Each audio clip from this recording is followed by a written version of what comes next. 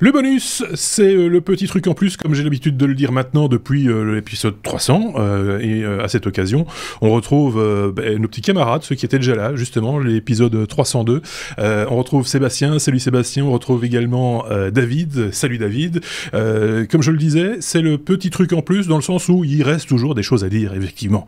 Même si on a pris le temps pour l'épisode 302 de bien partager tout ce qu'on avait à partager, il restait des choses à dire, et c'est la raison de ce bonus, dans lequel vous pouvez intervenir si vous le désirez, puisque certains d'entre vous qui nous suivent en direct ont eu l'opportunité de saisir, peut-être, j'en sais rien, le QR code qui leur permet, le sésame, en quelque sorte, nous rejoindre en vidéoconférence, mais ce n'est pas une obligation, bien sûr. Vous allez bien tous les deux, ça va encore un peu d'énergie. Ouais, plein. On fait le 303, le 304, le 305, si tu veux. Ah ouais, on va les faire dans la foulée, comme ça ils sont faits. On salue également ceux qui nous, comme je le disais, nous suivent en direct, puisque vous le savez, ces enregistrements ont lieu en public. Voilà, mais à distance tout de même. Dans ce bonus, de quoi allons-nous parler ? Je vais directement passer la parole, je pense que c'est à David, pour parler de Linux installé sur un vieux MacBook. Voilà, c'est une bonne idée. Non, c'est pas David. Voilà, comme chaque fois que je me gouffre, parce que j'ai pas mis les noms dans ma conduite, et donc j'aurais dû. Sébastien, donc installer Linux sur un MacBook, c'est possible. C'est balèze, mais c'est possible. C'est possible, et c'est effectivement un article, alors c'est pas nouveau, mais il y a un article qui ressortait, et on en a rarement parlé, et je me dis, oui, en fait, à chaque fois que tu as une nouvelle sortie d'OS, il y a une série d'anciens, chez Apple, tu as une série d'anciens portables qui tombent au bac, et sur les premiers MacBook Air, maintenant tu ne peux plus installer la dernière version de macOS X. Donc tu l'as dans l'os, tu dois utiliser une vieille version, donc voilà, pas cool.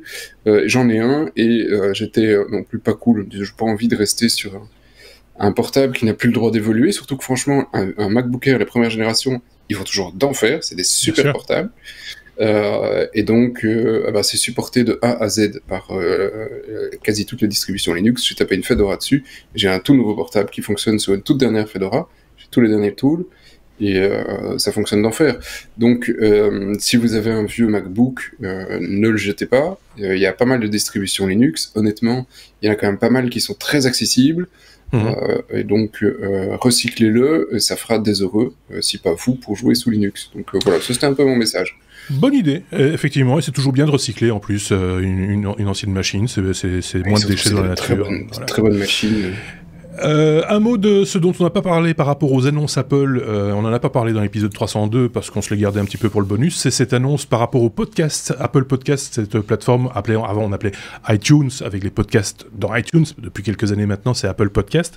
Il y a une annonce qui a eu lieu où ils vont permettre, nos amis d'Apple, et ils vont autoriser les éditeurs de podcasts à vendre des abonnements et des émissions via leur plateforme, alors que les éditeurs de contenu comme nous sommes par exemple vont pouvoir regrouper sous forme de chaînes, par exemple, donc des séries de hors-série ou des choses comme ça, et les réserver uniquement à certains abonnés.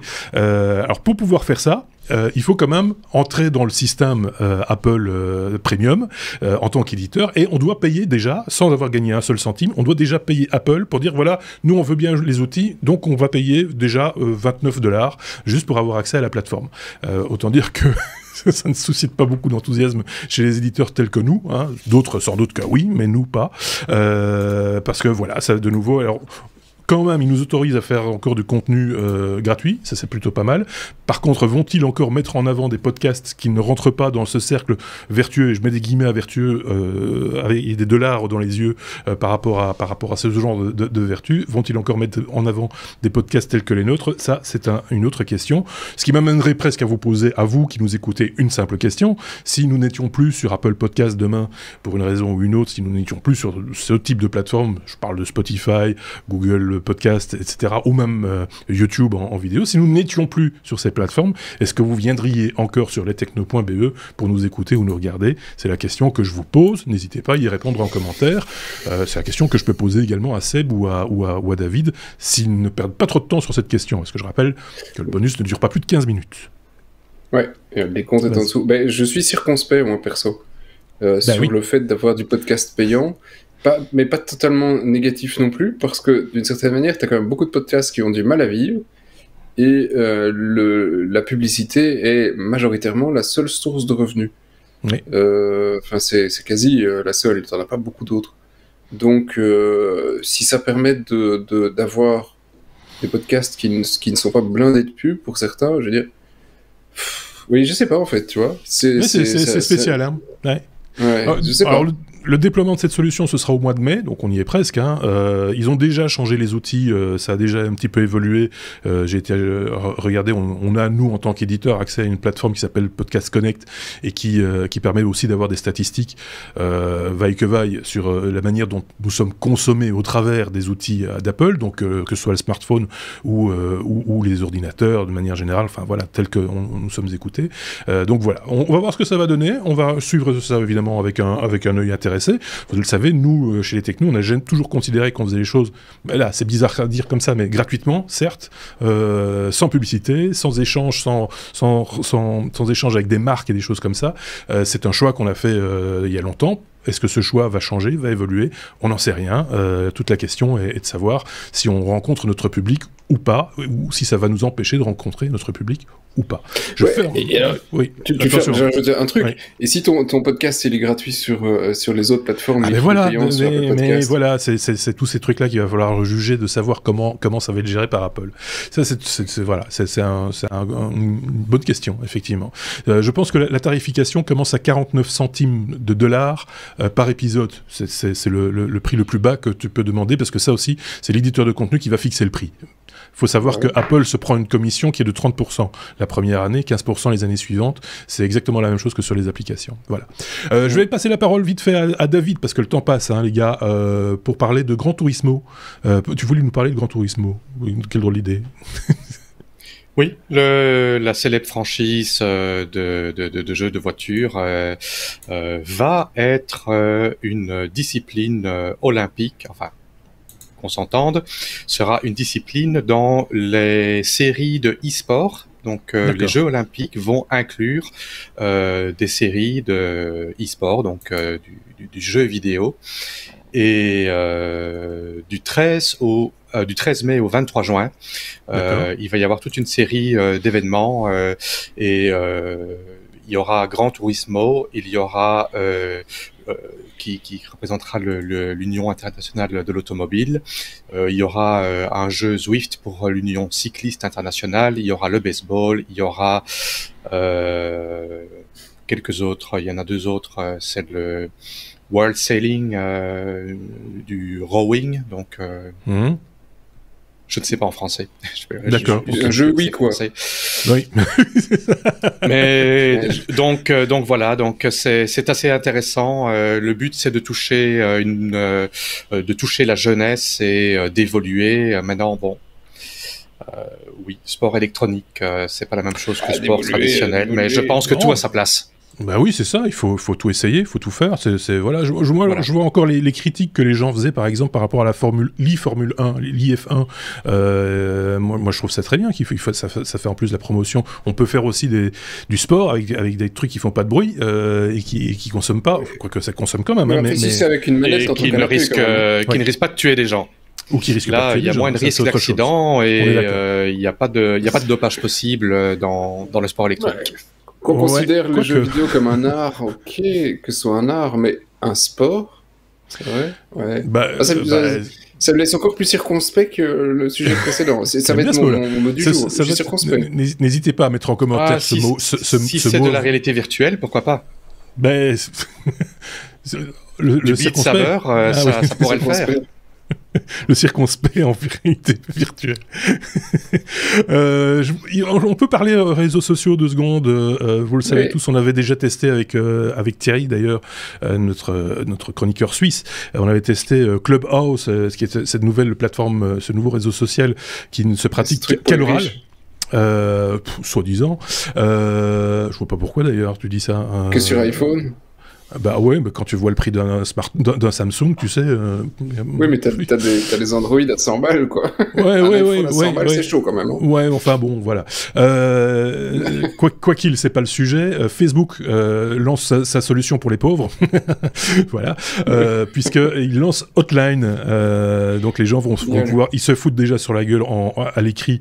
C'est fantastique. Ils vont pouvoir le faire aussi à l'oral maintenant. La version, par rapport... C'est un mix d'après TechCrunch, c'est un petit peu un mix entre Instagram Live et Clubhouse, c'est-à-dire que c'est à moitié vocal et en live, etc. Et aussi il y a aussi du texte, ce qui n'est pas le cas dans Clubhouse. C'est-à-dire que quand quelqu'un, je vais aller au bout de l'idée, quand quelqu'un fait un exposé, tu peux lui poser une question soit oralement, soit par écrit, et il sélectionne et les gens votent pour la question la plus intéressante. Voilà. Tout ça va super bien marcher sur Facebook, ça va être top. Moumout, en tout cas pour l'instant, c'est encore en test. Le premier bêta-test ouvert, c'était cette semaine, hier, si je ne dis pas de bêtises, et c'était la présentation d'un agent immobilier, pour donner un petit peu l'idée de ce que ça pourrait donner, de mettre en avant du contenu, sans doute aussi à vocation un peu commerciale, il faut le reconnaître. Oui, Sébastien. Ouais, je sais pas, s'ils font le truc aussi bien que ce qu'ils ont sorti le Facebook Live, qui a quand même été... Ouais, voilà, hyper compliqué dans les interfaces, et on peut pas dire que c'est le succès de l'année 2019 ou un truc comme ça. Tu t'es réveillé quand, toi récemment, en fait. Tu parles des Facebook Live. Ça les vidéos fonctionne, hein. Ça fonctionne très très bien. Ah bah si, excuse-moi. Oui, en Asie, ça c'est... c'est un carton, je te jure. L'interface était toute pourrie au début. Ah ouais, mais on s'en fout de l'interface, je te parle du résultat final, de ce qui se passe là maintenant, le truc qu'il y a autour. C'est les gens qui font des lives aujourd'hui, les font aussi sur Facebook. C'est pas un truc oublié du tout, oui, mais le but c'était pas... Oui, non, on se comprend, mais on se comprend pas.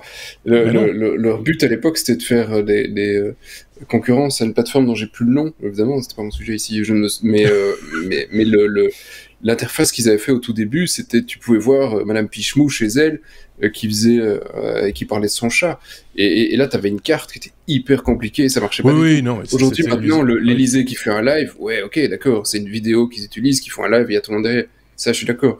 Mais leur idée de base, elle était non, l'idée de départ était moisie, on est bien d'accord, mais elle était totalement inapplicable. Ici, ça va être un petit peu la même chose, ça va être réservé à entre guillemets une élite, et dans certaines circonstances, et ça va très vite partir en cacahuète. Moi, je pense en tout cas que ça va pas fonctionner. J'ai plus confiance dans le Twitter Space, Twitter Espace, que j'ai en bêta-test d'ailleurs sur mon compte personnel, et qui fonctionne un peu à la manière de Clubhouse, et qui a là déjà une communauté un peu plus étoffée et que tu vas pouvoir gérer, parce que ce sont des gens que tu suis, qui te suivent, et donc déjà il y a une communion entre guillemets. On se retrouve dans la CB en fait. C'est un peu ça. Oui, pourquoi pas, mais c'est pas plus mal, je trouve ça assez original. Le temps passe, il nous reste 2 minutes dans ce bonus, et si je bégaye, ça va pas nous aider non plus. Vous savez que Google s'est rappelé qu'ils avaient un truc qui servait bien aux podcasteurs à une époque, et pas qu'aux podcasteurs, aux blogueurs aussi, ça s'appelle Feedburner. Vous vous rappelez de Feedburner ? Ils vont le fermer. Non, ils vont pas le fermer justement, ils le recyclent. Ils ont annoncé qu'ils allaient le nettoyer un petit peu, c'est-à-dire qu'ils vont supprimer un tas de fonctionnalités dont on n'avait plus besoin, comme par exemple les notifications par mail, ça ils en veulent plus, donc ça passe à la trappe. Et au mois de juillet, si je ne dis pas de bêtises, ce sera tout beau, tout neuf, avec moins de fonctionnalités qu'avant, mais ils changent d'infra aussi d'après ce qu'ils disent. Voilà, parce que voilà. Ça servait... Et peut-être qu'ils vont le fermer en août. Ceci dit, Feedburner, tout le monde a quitté, en tout cas les podcasteurs que je connais et moi-même. Nous avons quitté Feedburner parce que ça sentait quand même le sapin, et on s'est dit, oh là là, on va vite s'éloigner de ce truc-là, et parce que le jour où ils vont fermer, ça va être un peu galère. Et ils sont toujours là. C'est avec ce vieux truc. C'est un des seuls produits Google qu'ils ont gardé dans le style. Ils sont tous tués. J'ai l'impression que c'est un des plus anciens, du coup. Oui. Franchement. Google Reader et tous les autres trucs, ils ont tout tué. Ouais, c'est assez spécial. Donc, il y a un mec qui a oublié, hein, tu vois, ils savent plus qu'il l'avait, du coup ils le tuent plus. Bah oui, c'est juste quelqu'un qui fait une petite mise à jour. Et il est même question de pouvoir récupérer ta base de données de gens abonnés qui avaient donné leur mail pour être notifiés. Tu peux même la récupérer d'une certaine manière. Ce qui est quand même. Ouh là là, il reste qu'une minute, et je voulais vous dire qu'il va y avoir un hors-série très bientôt. C'est l'autre Sébastien qui a rencontré pour nous le patron pour la Belgique et et la France, pour le Benelux et la France, le patron de la banque N26, donc le directeur général d'N26, Jérémy Rosselli, et ils ont discuté pendant une bonne demi-heure de choses et d'autres, et en particulier de néobanques, etc., et de technologies autour des néobanques. Donc on va vous mettre ça à disposition assez rapidement, en ce début de semaine sans doute, et vous nous en direz des nouvelles. Merci en tout cas à vous de nous avoir suivis, merci à Sébastien, merci à David également. On va se retrouver bien entendu la semaine prochaine avec un nouvel épisode, le 303, et une autre équipe aussi, bien entendu. Passez de très bons moments, une très très bonne semaine, et on se dit à très bientôt. Salut.